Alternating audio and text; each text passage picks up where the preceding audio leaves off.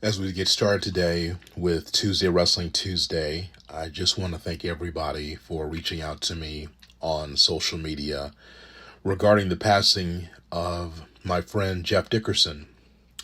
Jeff Dickerson worked at ESPN 1000 Chicago for a long time, and he passed away because of cancer. And 2 years prior to today, his wife passed away because of cancer. And the outpouring of affection that you have given to me, but more importantly, given to Jeff's son, Parker Dickerson, through GoFundMe has been incredible. Over $1 million was donated to the future of Parker Dickerson through the GoFundMe. And because Parker now no longer has his dad or his mom, at least from that standpoint, there is security. However, there's always going to be the loss of JD, someone who I've done hundreds of talk shows with on ESPN 1000.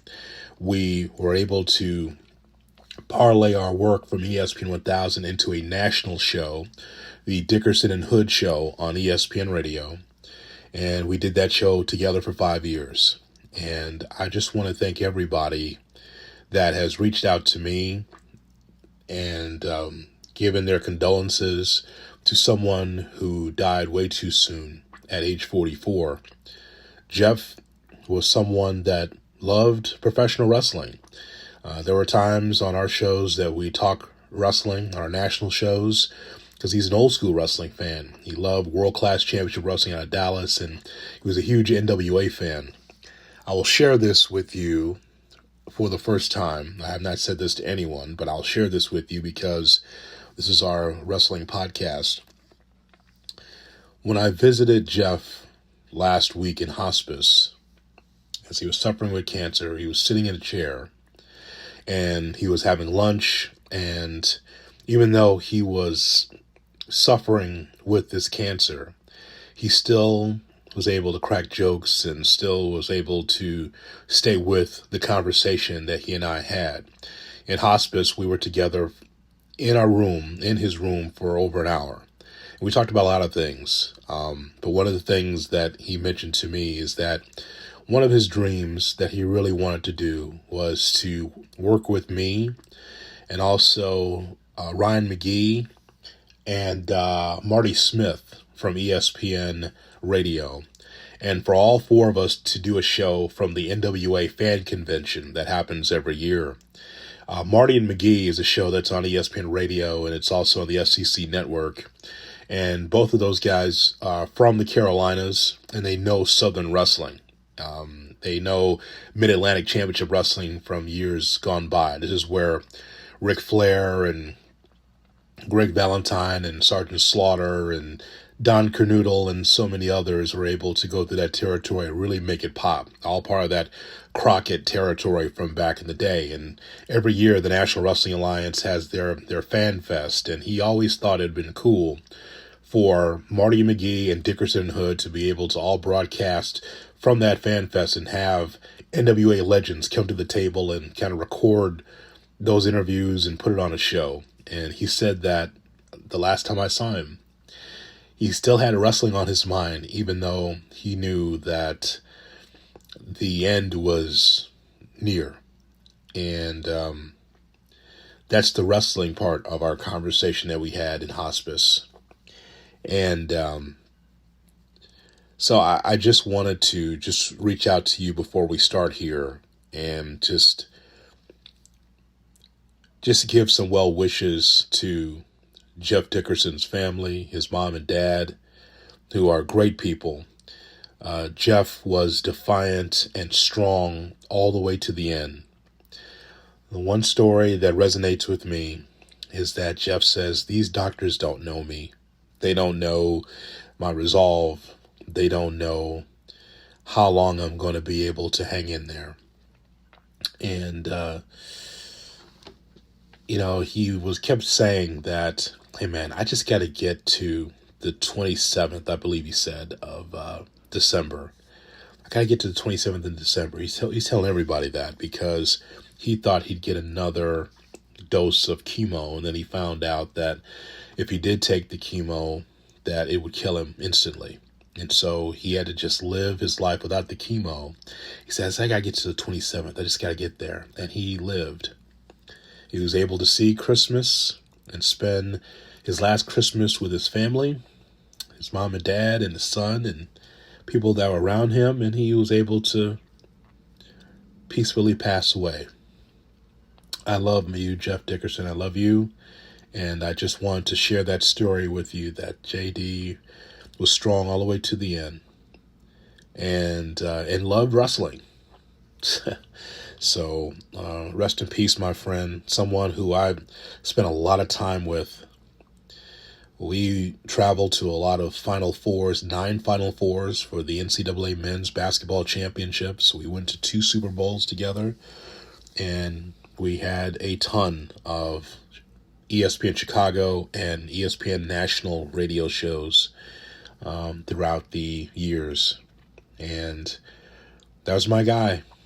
And the world will not be the same without him. Let's start the show. You come here to hurt me, and I come here to maim you.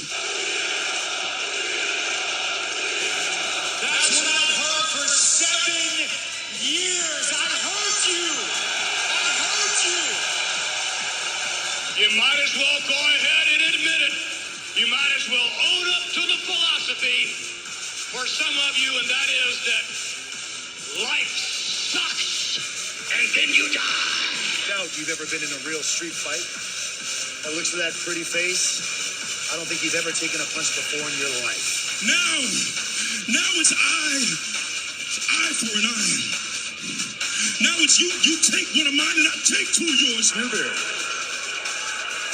Sitting at home. Acknowledge me. It's Tuesday Wrestling Tuesday with Jonathan Hood. WWE, AEW, MLW, NWA, New Japan, the Indies, and more. It's the Tuesday Wrestling Tuesday show with Jonathan Hood. What's up, everybody, and welcome in to Tuesday Wrestling Tuesday. I'm Jonathan Hood. Wherever you're listening to us from, whether it's the ESPN Chicago app, whether it is on Spotify, SoundCloud, wherever you are, thanks so much for downloading the podcast. Happy New Year to you and your family here as we review professional wrestling from the wrestling capital of the world, Chicago, Illinois. We got so much to cover here in this edition of Tuesday Wrestling Tuesday. We will talk about the Day 1 pay-per-view, the first pay-per-view of the year, January 1st, emanating from the State Farm Arena in Atlanta, Georgia, as we have a new WWE World Champion. We'll discuss that. Also, we get a chance to hear from Paul Heyman. Paul Heyman, once again, tied everything together on the 3rd of January for Monday Night Raw. We'll hear from Paul Heyman. Heyman has reconnected with Brock Lesnar. So we'll get into that. AEW Dynamite's got a really big show for the TBS network and also Battle of the Belts all this week as well. And so much more before we're done right here on this edition of Tuesday Wrestling Tuesday. Want to remind you that not only if you are listening to this podcast, make sure you tell people that Jonathan Hood Talks Wrestling, Tuesday Wrestling Tuesday right here on this podcast. But also you can find this show on YouTube, youtube.com. Look for Tuesday Wrestling Tuesday there. I could always use more subscribers on YouTube, right? It's growing steadily, and I'm very happy about that. But if I don't say it on the podcast, more than likely, some of my thoughts will be on YouTube. So check it out, youtube.com. Look for Tuesday Wrestling Tuesday. Hit that subscribe button. Hit that bell. That way you never miss my thoughts after Monday Night Raw, after a SmackDown, after a Dynamite, after a Rampage, after a New Japan show. Who knows, right? Check it out. Again, Tuesday Wrestling Tuesday on YouTube. And don't forget, also on Twitter and Instagram, you can find us Twitter or Instagram. Look for Wrestling TWT. Plugs are out of the way. Let's talk about Day 1, emanating from Atlanta, Georgia. Let's talk about this. So the main event is Big E against Bobby Lashley, against Kevin Owens, against Seth Rollins, against Brock Lesnar.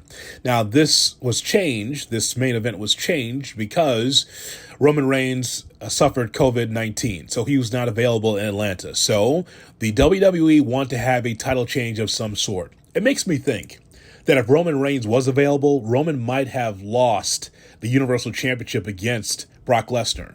That's kind of what I think. But you just know that Vince McMahon and the powers that be in the WWE said, okay, we've got to do something for the fans. We got to have something. And so Brock Lesnar defeats Big E by pinfall and that fatal five-way to win the WWE Championship again. Before we hear the highlights of this one, I thought that the match had a lot of physicality to it. It was fast. It's what you expect from the WWE, right? If you got 5 stars in the ring, you want to make sure it's action-packed, and it's exactly what it was. It was an action-packed match, there's no doubt. But I knew that when Brock Lesnar was introduced last, I said, you know what, something's going to change here. Because the WWE Champion's Big E, don't you think he should be introduced last? It doesn't make sense to me when the champion is not introduced last. But a couple things with Big E. Big E was a good WWE champion, and not necessarily because of what he did in the ring, because the WWE made Big E lose. He lost a number of key matches on TV, whether it's singles or in a tag team. The champion, Big E, lost. And I know that for those that work in the WWE, the wins and losses, they don't matter. That's bullshit. Yes, they do matter. They matter as far as how fans look at a wrestler, the perception of a wrestler. If you have a strap, if you've got a belt, you expect that person to be able to win. You expect them to be successful. You expect them to be able to carry themselves as a champion. But we come to find out, as far as the way the WWE looks at Big E, they look at Big E as CM Punk or Daniel Bryan or Rey Mysterio or Bray Wyatt. A lot of those wrestlers, they were champions, but they were never the guy, right? They were never the guy. I look at those wrestlers and say, yeah, who didn't like CM Punk? Who didn't like Bray Wyatt? Who didn't like some of those top wrestlers like Rey Mysterio, Chris Benoit? You can throw him in there as well. Those wrestlers carried the WWE Championship, but they were never the guy. And the same thing here with Big E. Big E did not have enough main event matches for me to consider him one of the, top heavyweight champions, because he lost a lot. We saw this on TV, 1. And 2, he was not the reason for a card like Roman Reigns. Roman is way more over than anybody in the company that's not named Brock Lesnar. And that's kind of how Vince wants it. But I want to give Big E his flowers. No matter how he was treated as the WWE champion, he carried himself so well. And here's what I saw. I saw Big E at the Breakfast Club, a very popular radio show in New York. It's a national show, the Breakfast Club, and it's really about the culture. It's about pop culture. It's about different voices that come on that show. And I thought that Big E handled himself very well, talking about himself as an African-American WWE champion. You say, oh, well, Hood, there's been a number of them. That's not a big deal. No, even in 2022, it is a big deal to be black and be able to have a championship. We'll get into that a little bit later on, but it is still a big deal because of the history of the business. So Big E talking about this on the Breakfast Club, he was on various podcasts and talk shows talking about his experience being the WWE champion. Dude was at boxing events. Dude was at UFC events with the championship. He was there at College Game Day because of his college football career. So Big E, I thought, did a great job representing the company and representing himself. For his amount of time that he was WWE champion, he had fun with it. That is for sure. And his championship reign came out of left field for me. I didn't expect Big E to be the WWE champion. I never even saw him in that light, only because that's the way he was booked. We saw him for a long time with the New Day as kind of the big guy, the strong man with the New Day, but I never thought that he would be WWE champion. And he became WWE champion. He did a really good job. And so in this match, it's Big E, it's Bobby Lashley, it's Kevin Owens and Seth Rollins along with Brock Lesnar. Lesnar's introduced last. You know why? Because Vince McMahon looks at Brock Lesnar as the star out of all 5 of those guys, that he deserves the last introduction. I don't agree with that. I think that should always be the champion, no matter if you believe in him or not. But that's the way it was handled. And it was a quick match, and it was Lesnar's kind of match because a couple of suplexes here, a couple of power moves there, and just like that, he becomes, once again, the WWE Champion. Interesting, right? So it was not a long match, but it had a lot of moves, a lot of power moves, and you had 5 guys in there that could work. And they told a quick story, and Brock Lesnar is the champion again. But I know that there was a lot of backlash on Twitter. They're saying, oh, man, look at Big E, just got Kofi'd.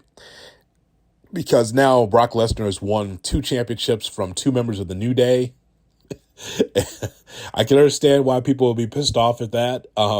But understand that Brock Lesnar, to me, now has the opportunity to take on Roman Reigns, possibly at WrestleMania. Title versus title. We'll see how that goes, but I can see where that's going. But it's funny because easily Big E could have retained. He could have retained the championship, and everybody could have went home happy because Big E would have retained the championship. Big E could have beat Seth Rollins or Kevin Owens or Bobby Lashley, but that's not the case, and we'll tell you why moving forward here in this podcast. But I know Big E's no longer the champion. But here's what I'm looking for in 2022. Will Big E be able to get a rematch? Will he get Kofi'd in which he's the champion and then never gets another shot at the championship? Like, that won't work, right? You can't be Drew McIntyre, a former WWE champion, defeating Brock Lesnar and then never sniff around the championship again. Like, that can't happen. Big E, I think, deserves another opportunity. Is that like at Payback or some random Raw? Like, that ain't right? Hopefully that Big E will be in contention again and he'll have another reign and another shot at this again because I thought he did a solid job. How about Becky Lynch against Liv Morgan? Let's talk about that matchup for a second. It was for the Raw Women's Championship. Liv Morgan once again trying to dethrone Becky Lynch. Okay, let's talk about this for a second. Can I ask you a question? Who is Liv Morgan? Who is Liv Morgan? While I was letting that highlight play, I was just going to her Twitter because I don't follow Liv Morgan, but she's at You Only Live Once, 2 V's in Liv, right? Because she's Liv Morgan. And I read her bio. Liv Morgan's bio says, I like video games and scary movies. I only wrestle once a week on live TV. I live on a farm. I make soap. Maybe a witch. And then there's a link to her merch. Who is Liv Morgan? And by the way, if she likes video games and scary movies, is that part of a vignette that we should know that she's young and she likes video games? And should that be somewhere on the TV show, some kind of bad Bruce Pritchard vignette to know that she lives on a farm? What does that farm look like? I don't know who Liv Morgan is. And so it's hard for me to believe that the WWE would put a championship on Liv Morgan. Now, I've always been, if you've listened to this podcast even once, you know that I've said that it's important for the WWE to establish stars, right? You've got to be able to have not just stars, new stars. It has to be more than just your 4 or 6 wrestlers that you like and then have a roster of 100 people, men and women, and never get them over, right? Liv Morgan is a babyface. That's all I know about Liv Morgan. And I watched this match twice now, and Becky Lynch clearly is the better wrestler, the more experienced wrestler. And Liv Morgan, and there's a couple of spots in this match I just don't understand, but Liv Morgan has a somewhat of a babyface fire, somewhat, right? But I noticed in this one spot, and you heard the highlight, because one of the things that's happened between these two is that Becky Lynch tried to break the arm of Liv Morgan, and Liv Morgan was able to put Becky Lynch's arm into the stairs, the steel stairs, and stomp on the arm of Becky Lynch.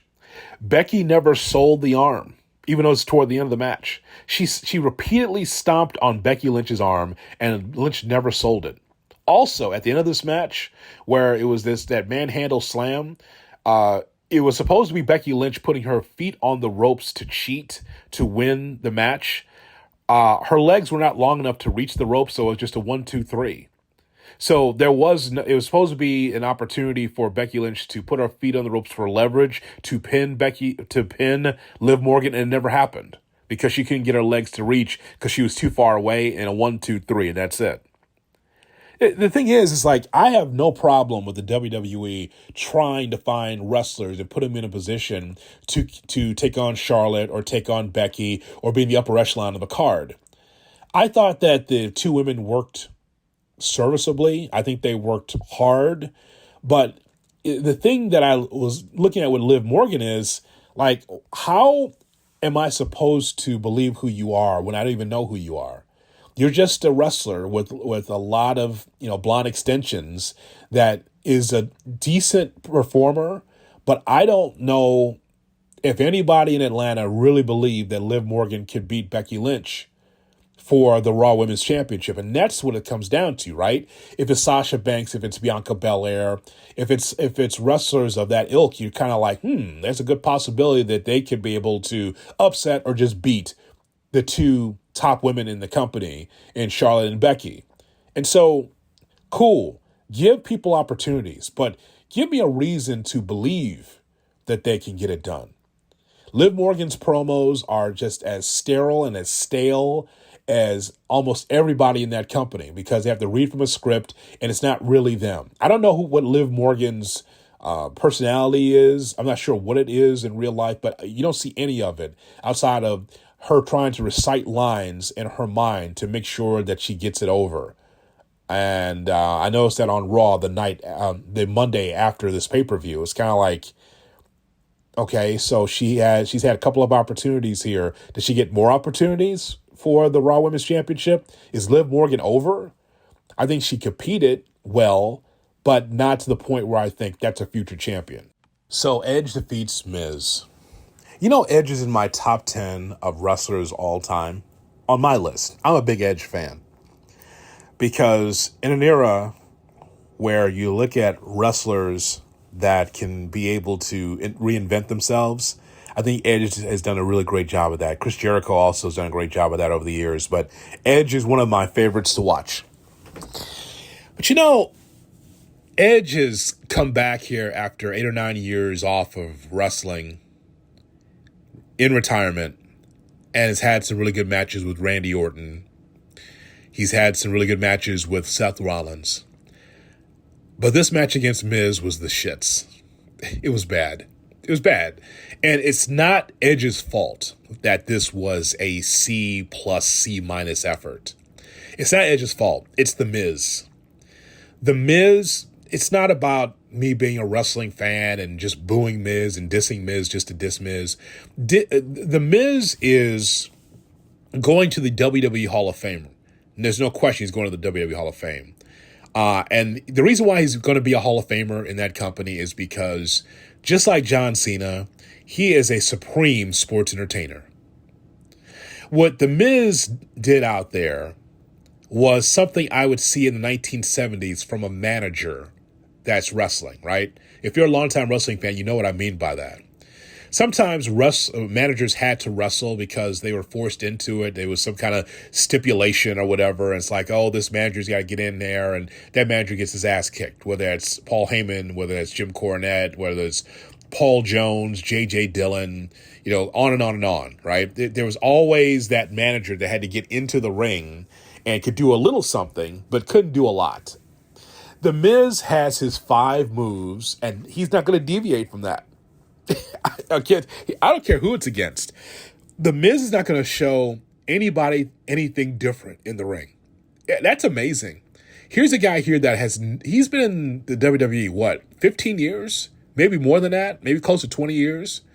The Miz has done nothing different since he has been in the WWE as a tag team wrestler or as a single.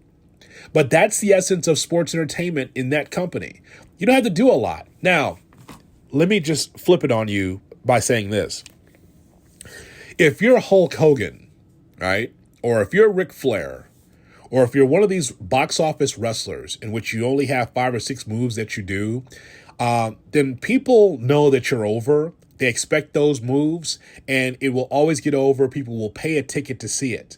I don't know if there's anybody in Atlanta or anywhere else in the country that says, I can't wait to see Miz go in there and do his 5 moves. Hell, it happened for John Cena. And if you don't believe me, when John Cena returned to the WWE and that run against Roman Reigns, when he was doing the house show loop, when he was doing the live events, John Cena was packing buildings just for his return.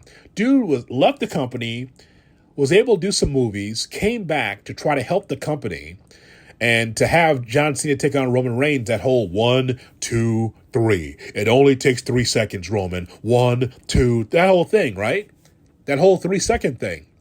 Well, he was back on the road and he was filling up buildings because they know John Cena's over. They know that the power of the promo, along with the 5 moves of doom, is over because people saw it a lot and they liked it.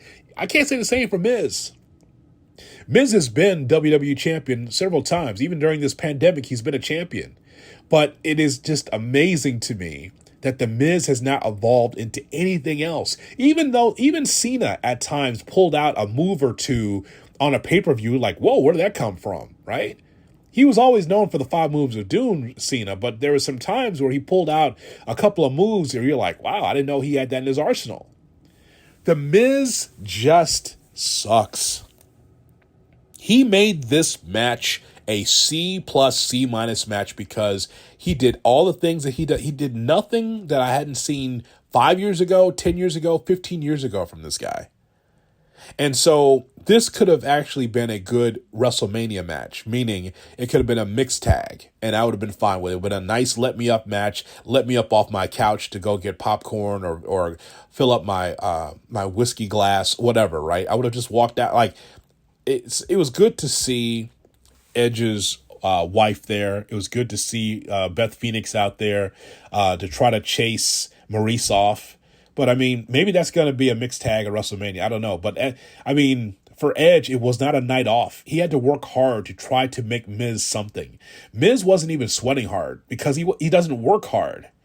And I know that that's the whole thing with Miz, right? I know that the buildup for this was good because Edge did everything he could to put him over. Hey, Miz, they're talking about you on AEW TV. You know, you're about everyone's jokes. You're doing Dancing with the Stars, but you've been a champion. You've actually been good. You're going to be a future Hall of Famer, blah, blah, blah. He did everything he could to try to put the Miz over. And the Miz did nothing to solidify himself, saying, you know what, I got a couple of other things I'm going to do here to try to beat Edge. And the only thing he had was his wife out there, Maurice, trying to help him win. So I feel bad for Edge. I really do, because that probably is the worst match that he's had since returning to the WWE, even on a part-time basis. And there you have it. On Monday Night Raw from Greenville, South Carolina.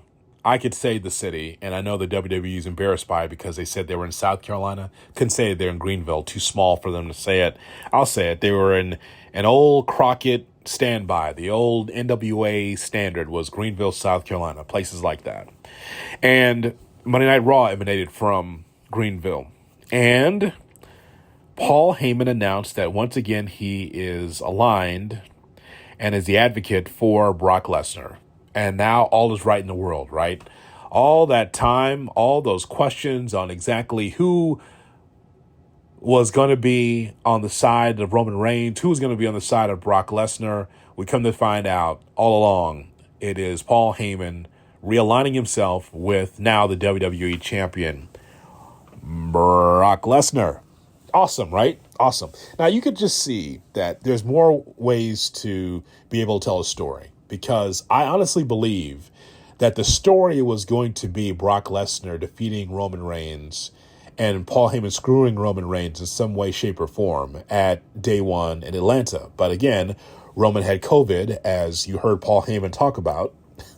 And so they put the championship, the WWE puts the championship on Brock Lesnar.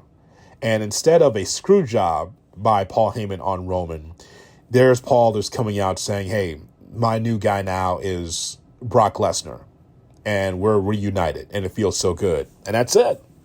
That's the story that they're telling. Now, from there, what we saw was a fantastic main event on Monday Night Raw, in which we saw four guys that were just tearing it up for the main event. And it was not just a main event. I thought it was a physical, strong main event. You have Big E, you have Lashley, you have Seth freaking Rollins, and you have Kevin Owens. And they were all over the building, and they were fighting one another. And the reason why they were fighting is because whoever gets the pinfall has the opportunity to take on Brock Lesnar at the Royal Rumble in St. Louis. And Bobby Lashley won. Bobby Lashley won the opportunity now to take on Brock Lesnar for the WWE Heavyweight Championship in St. Louis at the Royal Rumble. Cool. But I want to be able to give Paul Heyman his due. Paul Heyman, if not the best, he's one of the best talkers, promos in the WWE, and he doesn't even wrestle. He is able to, like a promoter, because that's really what he is in his heart. He's a salesperson. He is a promoter. This dude was able to put over Big E, and he put over Bobby Lashley. In his promo, that is part of the promo that you didn't hear, he talked about the importance of Big E and thought that his title reign was solid and put Big E over. That's one. But the other thing is, he broke down why Bobby Lashley should be in this matchup against Brock Lesnar, because in that match that we just played for you at day one, every time that Bobby Lashley and Brock Lesnar got into it, Lashley got the best of Brock Lesnar. Whether it was a spear or whatever power move, whether it was the hurt lock, the full Nelson thing that Lashley does, it seems though Lesnar had struggles with Bobby Lashley. Paul Heyman also said that these two have never spoken. These two have never worked together in the ring. So that raises an eyebrow for everybody as it says, here's a fresh match. Here's a match that we've never seen before. I think that's cool, because ultimately you want to see something new and different in the WWE. And so when you have a matchup, and I hadn't thought about it until Heyman said it, that Lashley and Lesnar have never wrestled one another. And now we get that match at the Royal Rumble. Pretty cool. That's pretty cool. So I just think that Heyman put everything together. Heyman was the reason why he's no longer with Roman Reigns. He's now with the champion, Brock Lesnar, on Monday Night Raw. He also talked about Big E, which also gives some foreshadowing that Big E at some point will be back in the title picture. And even before that four-way I just told you about with Rollins and Owens and Big E and Lashley, he talked about how Brock Lesnar had some issues with Bobby Lashley in the ring in that fatal five-way on day one. He said there were some issues there, like Lesnar had a hard time handling Bobby Lashley. So if nothing else, we get a fresh match with Lesnar and Lashley at the Royal Rumble. I thought all of it just worked out very, very well. And by the way, you heard a little bit of Brock Lesnar there too. The reason why I look at Brock Lesnar and says, it feels new, it feels fresh, is because we've never seen a babyface Brock before. This is all new, right? We have never seen him smile so much. We've never seen him, being able to show his personality because, for many, many, many years, it was Paul Heyman doing all the mic work. And you come to find out, it seems as though that Brock Lesnar is having a lot of fun. He pretty much did a Paul Heyman impression right there, talking about how he's Brock Lesnar and kind of doing the same thing that Paul Heyman does. Brock is quite the personality.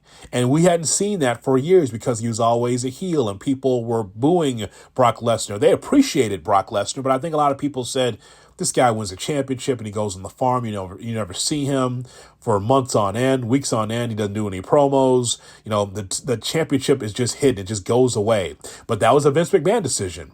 They wanted to make sure that Brock was kept fresh, that he was kept away from the week-to-week grind. However, 2022 is different. At least it's starting that way.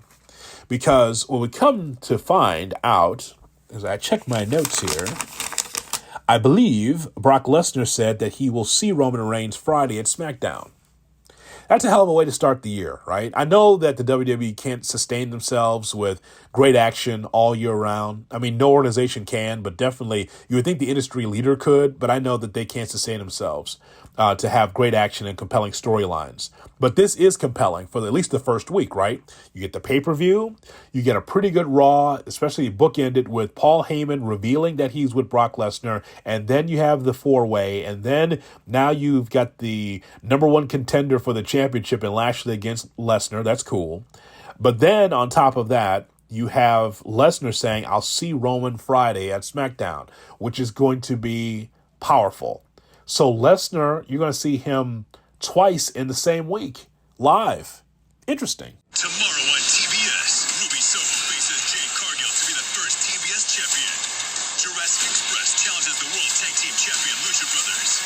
And the highly anticipated World Championship rematch, Hangman and Danielson Part 2. And I'm going to kick your ass again. AEW Wednesday Night Dynamite, live tomorrow at 8, now on TBS. There's professional wrestling back on TBS. The old WTBS. It's amazing. But it is true. It's true that there's wrestling back on TBS. You just heard the promo right there. That AEW Dynamite will move to TBS after being with TNT for a while. And I think that the card is pretty good, especially the AEW Championship, in which you have Bryan Danielson taking on Hangman Adam Page. You know, I thought that the 60-minute match was tremendous. I talked about that, about how great that is to see a 60-minute match. You don't see that nowadays, especially in the modern days of professional wrestling. But we're going to get that. And now it's got judges, right? Do they go 30 minutes? Do they go 45 minutes again? It's the debut. And the thing is that for a match like this, you would have thought that this would have been on pay-per-view first. But no, they put it on TNT first. Now this is going to be on TBS. I don't expect it to go a draw again. I don't expect it to go 60 minutes. But if it does, hey, cool, right? I mean, it's great for us as wrestling fans. I'm not going to hate on that. But I wonder who comes out on top. If Hangman loses on Wednesday on the debut on TBS, it's almost like Hangman Page was a placeholder, right? I think there are some cheers for Adam Page when he's there, but he hasn't been in a ring enough for me to believe that he is a viable AEW champion. I mean, sure, we know the gimmick and he does get applause and there are some cheers, but is he really over? Who's making whom? Is the championship making Adam Page or is Adam Page making the championship? And that's the big difference, right? You and I both know that Bryan Danielson is the better worker, and we've seen this. Bryan Danielson, without question, is a way better worker than 85 to 90%, 95% of that locker room. He loves to wrestle. He loves to provide pain. He loves to do these things. So what can Adam Page do differently against Bryan Danielson? To me, if you're going to start the year, Bryan Danielson probably should win the championship on TBS. It should be his era. Only because I haven't seen enough of Adam Page to believe that he could put on these 5-star matches on a regular basis, 4-star matches on a regular basis, just matches for me to believe that not only can he talk a little bit, and I say a little bit, I think he can talk some. He's not a great promo. I think he's good, but he's not great. And especially when you have the championship, you got to be believable, right? And I think that for a babyface, it's pretty good. But it's not great yet. But Danielson, he's saying whatever he wants to say, and he looked like he was ready to go. Think about this. At 60 minutes, he still didn't look tired. I talked to Mark Henry on Busted Open a couple of weeks back about this. He said in the back, after 60 minutes, usually I remember, Ric Flair or Nick Bockwinkel or Jerry Lawler or some of these guys, they would go 60 minutes. They would be exhausted afterwards, right? They would be so exhausted. And then Danielson was standing up talking to people in the back and was just kind of walking around with a cup of water and just kind of moving around. And he didn't take a seat even after 60 minutes. It could have been adrenaline, but also he's in tremendous shape. And I can't say the same thing for Adam Page. Adam Page, again, he was feeling pretty good after the match, but not like Danielson. He's a machine. He could have went 90 minutes. But I think part of that is because the pacing was so solid in this match. It wasn't a buzzsaw through a match. It wasn't a million spots in 60 minutes. I think that the timing, especially at the beginning and the middle, I thought that gave both guys a breather to be able to continue for 60 minutes and have a great matchup on Dynamite. Now, here we go, 2022. Why do I think Danielson's going to win this one? Also, Jade Cargill with an opportunity against Ruby Soho for the TBS Women's Championship. Jade Cargill is green still, but she looks good. And I know that she has a very bright future in this business or in Hollywood. It's one or the other, right? But Jade's going to take on a very experienced Ruby Soho. And I think Jade's going to go over and she's going to win the TBS Women's Championship, because I just think that's where they're headed with this. Ruby Soho eventually is going to win a championship. I know that there's some good things about Ruby Soho that a lot of people like. I think that she hasn't really gotten into her groove yet. I know she can go. I know she can work, but she hasn't gotten into her groove yet. But I think that Jade's going to go over and she's going to win the TBS Women's Championship. She looks great.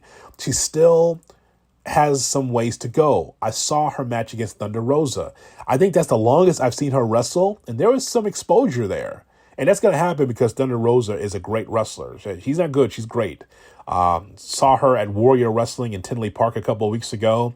I saw her against Mercedes Martinez, as a matter of fact. And that was a terrific match, solid match. But I think Jade goes over. And then, of course, the Lucha Express, Lucha Brothers against the Jurassic Express for the AEW World Tag Team Championship. That'll be fun. That'll be a fun matchup. Not sure who's going to win that one. I kind of feel maybe that the Lucha Brothers will win that one, but I'm not sure. But I know that that's going to be a high flying and that's going to be a fun match. And by the way, shout out to Jungle Boy. I saw him in a promo, I believe a week ago. The holiday, I get confused on the holiday. I believe it was a week ago or 2 weeks ago. He had a lot of babyface fire. He's getting more and more confident in the promo.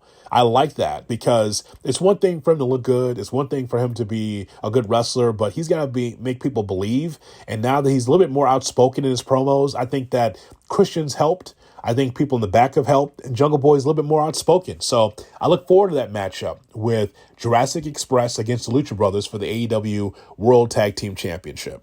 Hey, don't forget about our YouTube feed, youtube.com. Look for Tuesday Wrestling Tuesday. Could use a lot more subscribers there because if it's not on the podcast, you could probably catch my thoughts on Raw, SmackDown, Dynamite, Rampage, other shows. Check it out on our YouTube page. Again, YouTube, look for Tuesday Wrestling Tuesday. Hit that subscribe button. I definitely appreciate it. And the last item on my yellow pad here to talk about, besides New Japan Pro Wrestling coming back to Access TV in March, which I think is cool. There'll be some matches. I know that we're in the middle of Wrestle Kingdom 16 right now that's happening.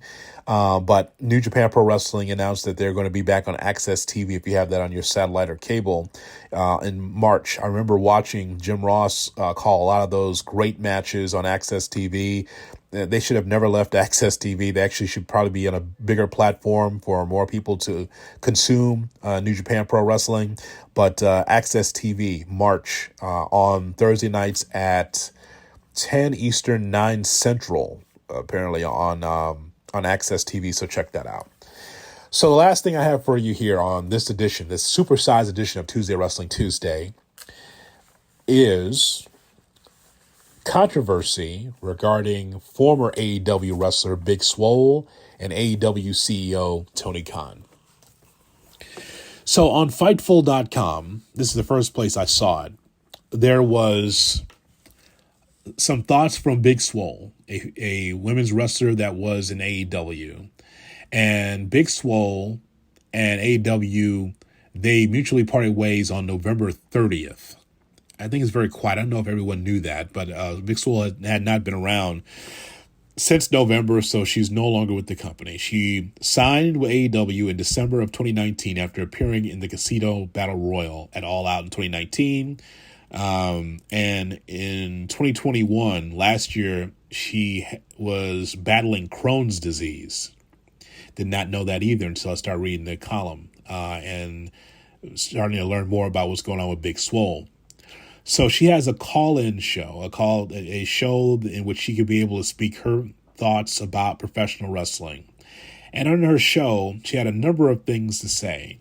First of all, she talked about how much she enjoyed her experience at AEW and working for Tony Khan, and talking about how strong that Tony Khan is as a promoter and as a producer of the content. She talked about some of the nice things that Tony Khan did for her and for the locker room while she was there. I want to lead with that because I know it's lost in the sauce because there's been so much controversy on what Big Swole had to say, and I'm going to break this down. So one of the things that she said was, in her final talk with Tony Khan, I explained to TK that I didn't want to resign because my peace was being disrupted. If anyone knows me or knows myself, if anything is disrupting your peace, it's time to let it go. It might be scared or be hard, but it's the time to let it go. When Kenny Omega said that, it was the circle coming to an end because Kenny and I would bump heads sometimes throughout my time in AEW. To end it on that note felt good. It felt wonderful to end it at a place where we didn't see eye to eye, but we were there. This is her actual quote on her show. So she detailed her thoughts about AEW, and she thinks that some things need to change in the company, just from her standpoint. So here's the thing that blew up the internet on New Year's Eve in the evening. So along with the lack of structure in AEW, Swole said that she saw a bigger issue in AEW, and that was lack of diversity. Outside of the lack of structure, the biggest issue, which is diversity. I do not beat around the bush when it comes to diversity in my people. There is no representation truly, and when there is, it does not come across in the black community as genuine at all. I don't know why everyone is so afraid to accept it or say it, but it's not a good look. What happens is you have this wonderful company that treats people like family, but there is nobody that looks like me that is represented at the top and in the room with them. They are not helping to necessarily influence decisions, but to explain why certain slang and certain words shouldn't be said. There is no one else who can explain our culture and experience it except for us. She continued, I knew something was up when my daughter, who loves watching wrestling, she would watch AEW all the time and seldomly watch WWE. She's not a fan unless her dad, who is Cedric Alexander from the Hurt Business, was on TV, which stopped happening after they botched the Hurt Business. She would say, Mommy, there's nobody that looks like me on AEW. There's no one that looks like Daddy. Then she started watching WWE because she saw Bianca and Big E. She saw herself represented. If that wasn't a click, you're absolutely right. I don't have an explanation. It's 2021. Why are people saying it'll take 3 years for AEW to have a black champ? This is a scripted sport. It should not take that long if you've been watching WWE for 50 plus years and you know what not to do. So she was also talking about how she is exhausted with the pandering when it comes to diversity and how it feels like the use to use this person for little is not right. That's kind of the things that she was talking about in this column. I'm just reading verbatim what it says here on Fightful.com. Okay, so let's talk about this for a second. So her point is that there needs to be more diversity within AEW. And I'm going to get into that in just a second. I want to also, though, read the response from Tony Khan. The actual quote that he tweeted was, the two top executives at AEW are brown, me and Mega. That's what Tony Khan said. They are brown. Jade, Bowens, Caster, Dante, Nyla, Isaiah, and Mark Quinn won on TV this month. The TBS title tournament has been very diverse. I let Swole's contract expire as I felt her wrestling wasn't good enough. Hashtag AEW Rampage Street Fight tonight. Okay. Couple things here. Let's talk about Swole, then I'm going to go after Tony Khan here. Number one, professional wrestling, historically, has had a hard time being able to accept diversity. And diversity, I know for some, is a scary word. Like, oh, do you mean that you set aside white people and just allow blacks and Latinos and Asians and women be able to run roughshod and let them be able to just take over the sport of wrestling or business or television? Or that's not what that means. At least not in my standpoint. It does not mean that. Diversity, to me, It says, and we'll put it in a wrestling context because we're not going to go through all of this, but I will talk about this in a wrestling standpoint. Because as somewhat of a half-assed historian of this business, I know what wrestling looked like as far as African American and women and Latinos and others and Asians to be able to try to get over in this business. There was a time in this business not too long ago where if you had more than one African American on the card, that was amazing. That was amazing. And I know that 2022 has changed. It has totally changed. In some for the better and some not for the better. I always think that it's always good to get everyone under the tent. I've always felt that way, right? And I'm a radio personality and a podcaster, and I don't feel like I'm just catering to just one audience. I feel like I'm talking to everyone, black, white, men, women, gay, straight. It doesn't matter. I want everyone to be able to be a part of Tuesday Wrestling Tuesday. And if you're a wrestling company or any business, you want to have everyone under the tent because ultimately that means more money for you. That means that's more eyeballs on your product. And for years, promoters turned a blind eye to black wrestlers for a long time. Just like, okay, bring in Rocky Johnson, but that's it. There would be a cap on black wrestlers or a cap on women wrestlers or a cap on Asian wrestlers or Pacific Islanders because it was a predominantly white sport like it is today. Whether it's AEW, WWE, MLW, and it's predominantly white performers.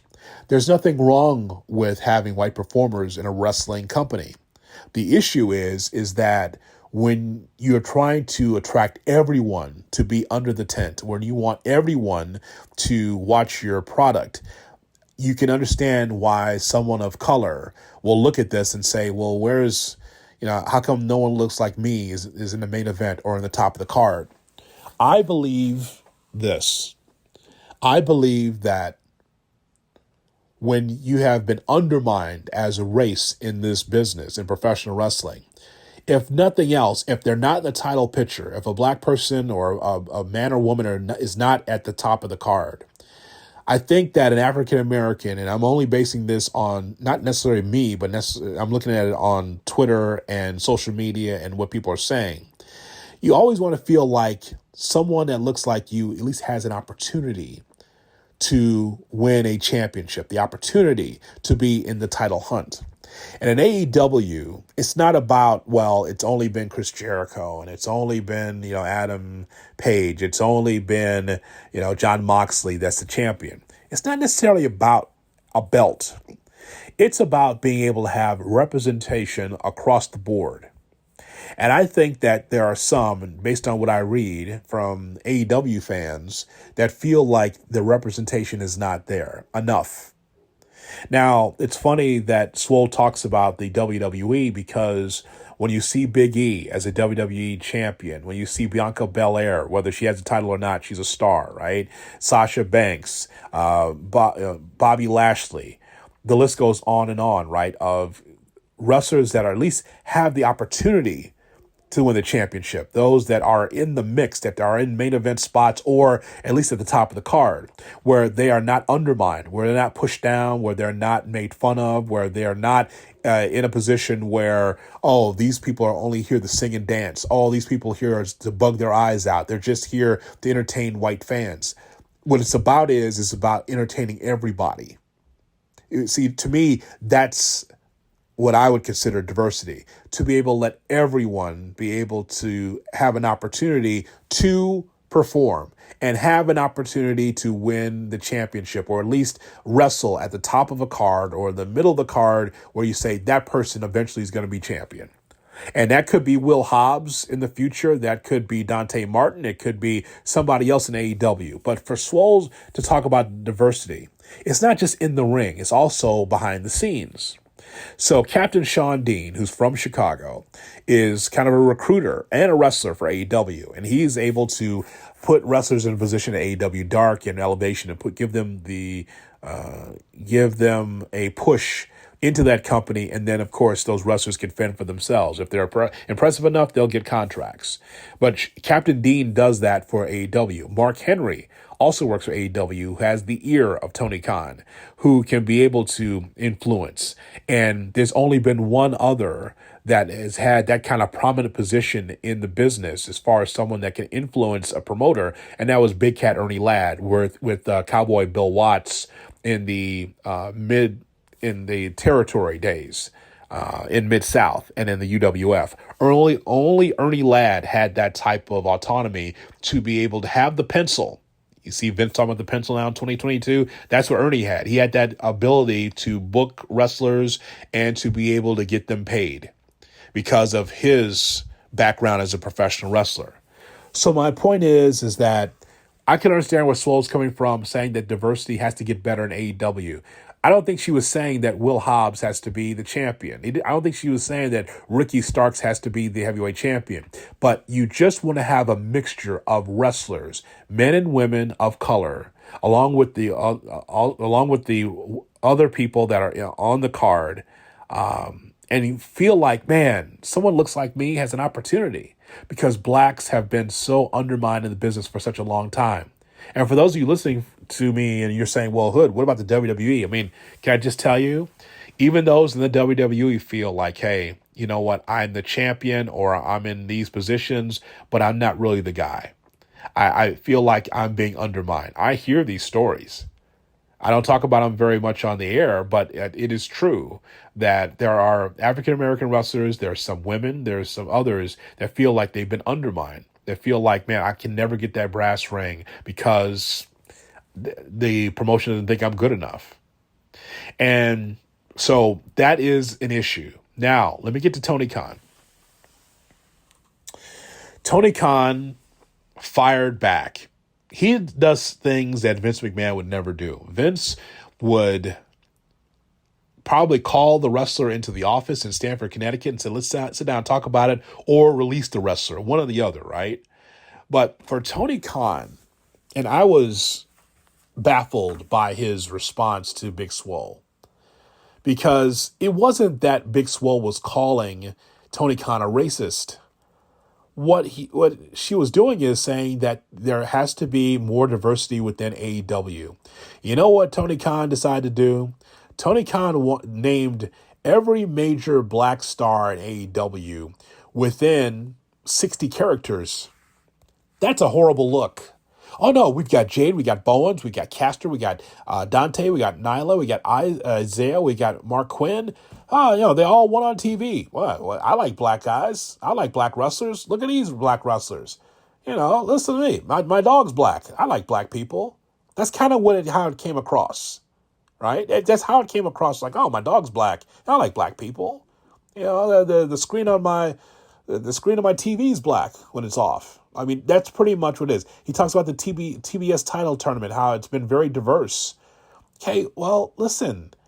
If I'm Tony Khan, I'm not firing back in a tweet. And in the same tweet, he promotes AEW Rampage in a street fight and talks about how he's brown, how his executive next to him is brown, and he rattled off a few black wrestlers and said, hey, watch AEW Rampage tonight. It's like, what the fuck? Really?